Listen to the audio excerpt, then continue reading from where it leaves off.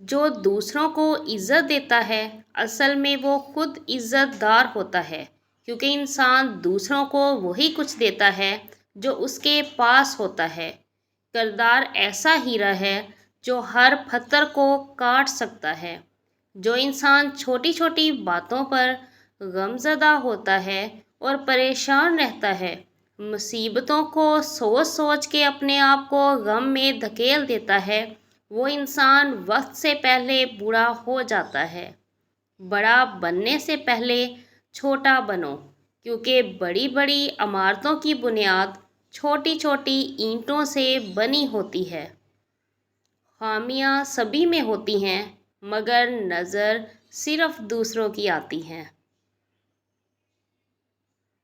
کسی کی خوشیوں میں شریک ہونے سے اس کی خوشی دگنی ہو جاتی ہے، اور کسی کے غموں میں شریک ہونے سے اس کے غم کم ہو جاتے ہیں۔ باشعور اور باضمیر لوگوں کے بیچ دوستی کا رشتہ خون کے رشتے سے زیادہ گہرا ہوتا ہے۔ آپ صرف عزت دیں، لوگ گھٹیا ہیں یا سچے خود ہی سامنے آ جائیں گے۔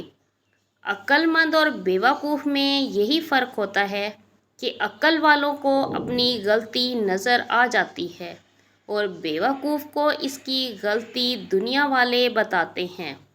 سچ بولنے سے انسان کو ذہنی سکون اور پریشانیوں سے نجات ملتی ہے اور اس کا دل ہلکا ہو جاتا ہے۔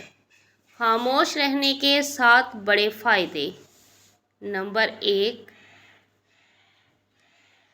جب خاموشی کو ہتھیار کے طور پر استعمال کیا جائے تو یہ الفاظ سے بھی زیادہ زخم دے سکتی ہے۔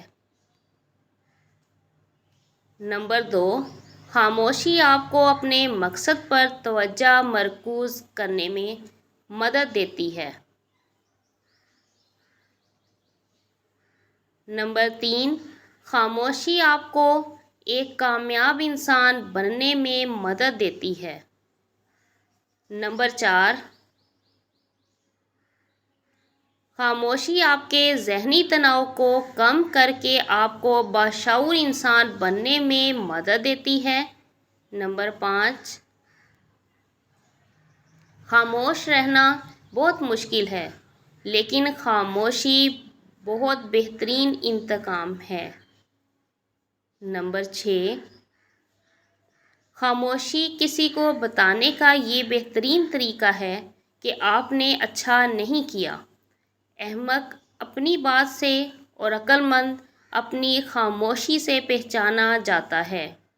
نمبر 7، اسلام اتنا خوبصورت مذہب ہے کہ مسکرانے پر بھی آپ کو اجر ملتا ہے، اور یہاں تک کہ غصے کی حالت میں خاموش رہنے پر بھی۔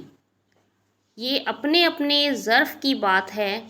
کچھ لوگ عزت ملنے پر مزید جھک جاتے ہیں اور کچھ دوسروں کو جھکانے میں لگ جاتے ہیں۔